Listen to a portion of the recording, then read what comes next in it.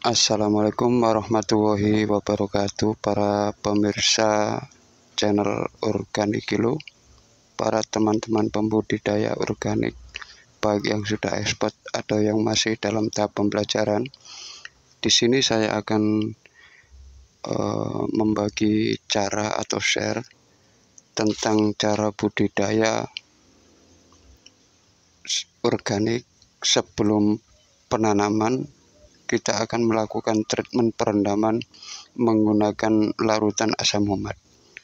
Asam humat ini sangat baik untuk perendaman, baik berupa bibit atau benih biji sebelum kita semai atau sebelum kita tanam. Alangkah baiknya kita melakukan perendaman terlebih dahulu sebelum kita semai atau kita tanam atau kita stek, karena asam humat ini sangat efektif untuk membantu ketahanan germinasi atau dalam fase pertumbuhan awal. Untuk itu di sini saya menggunakan asam humat dengan kadar 90%. Asam humat ini sangat saya rekomendasikan karena apa? Ia akan mempercepat masa penyembuhan dan pertumbuhan akar, dan ini sangat-sangat perlu dipertimbangkan ya bagi petani organik untuk melakukan teknik ini.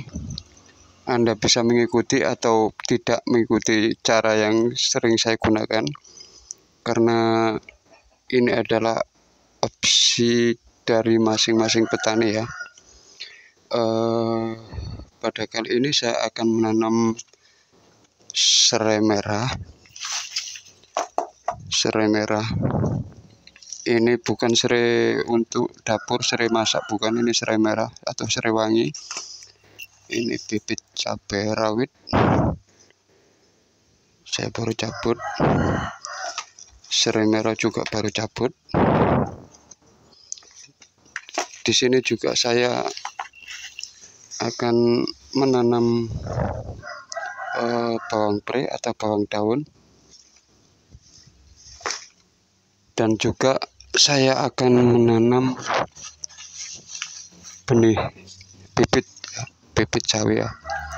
Ini sawi sudah bentuk sayur, potong-potongan gini. Nanti saya akan stek. Saya tidak menyemai terlebih dahulu. Nah, sebelum saya akan menyetek ini atau menanam ini bawang pre atau bawang daun dan juga cabai, maka yang saya perlu lakukan terlebih dulu adalah treatment dengan merendam semua bibit ini ke dalam larutan asam humat seperti ini. Ini saya menggunakan patokan setengah gram per 1 liter air. Timba ini atau tongcat ini kapasitasnya 25 liter. Nah, sebelum saya merendam, saya perlu membersihkan dahulu beberapa bagian, ya mungkin yang daun-daun keringnya ini, dan juga beberapa akar akan saya potong. Proses perendaman ini membutuhkan waktu 1 jam hingga 2 jam sebelum kita tanam ya. Nah, untuk lebih lanjutnya mari kita bersihkan terlebih dahulu daun-daun yang kering dan pemotongan akar sebelum kita rendam. Oh ya pemirsa,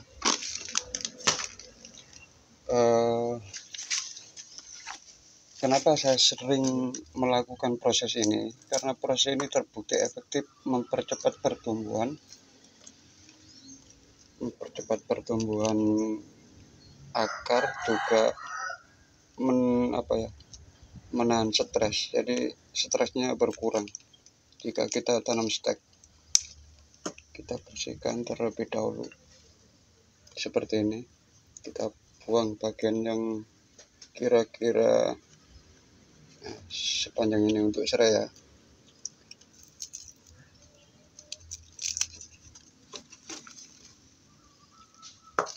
Mari kita lakukan tahap demi tahap.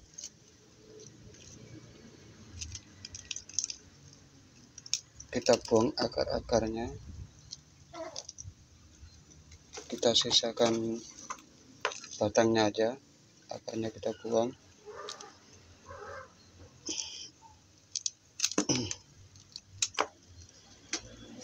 Nah, lebih kurang seperti ini.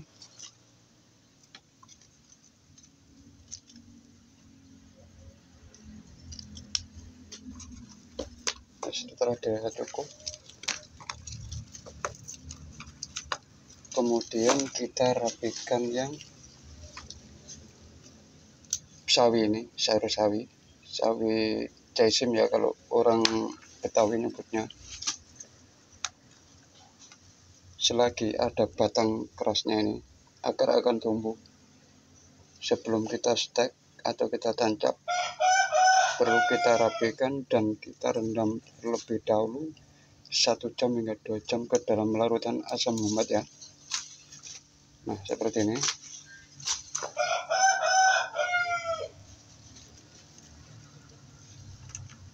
Jadi cara ini cukup efektif untuk ibu-ibu yang masak, yang cuma daun-daunnya batangnya ini masih sisa, jadi bisa kita tanam. Kita rapikan terlebih dahulu.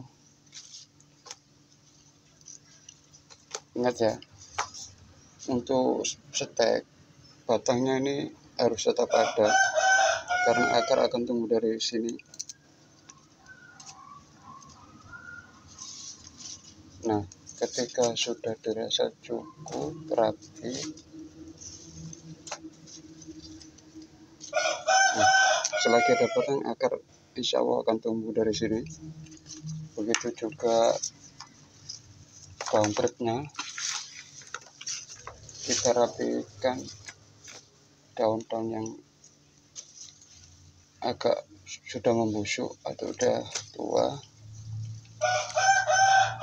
Kita periksa mungkin, kalau yang seperti ini kemungkinan masih bisa jadi karena ada batang tengahnya ya, ada bagian umbinya. Setelah rapi, baru kita masukkan untuk proses perendaman ke asam humat. Terendam seluruhnya juga tidak masalah. Sayurnya kita masukkan,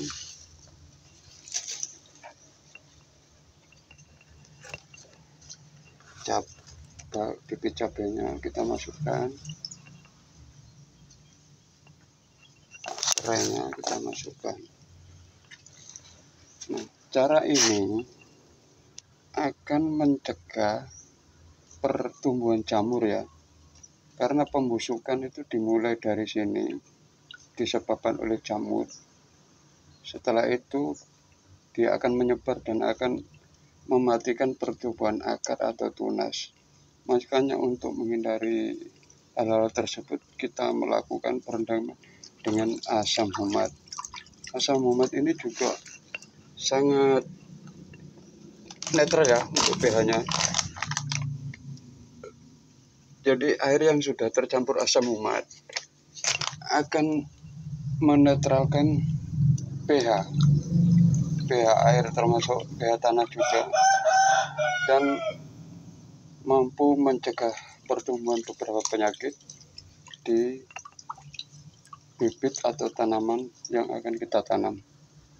Nah, setelah perendam seperti ini, setelah kita tancap, kita stek, kemudian airnya ini kita siramkan ke tanaman ini yang di media tanam ataupun di tanah, untuk 1, menetralkan pH tanah, 2, mencegah pertumbuhan patogen yang berpotensi untuk menyebabkan penyakit dan juga mencegah tumbuhnya jamur yang berpotensi membusukkan tanaman yang akan kita tanam.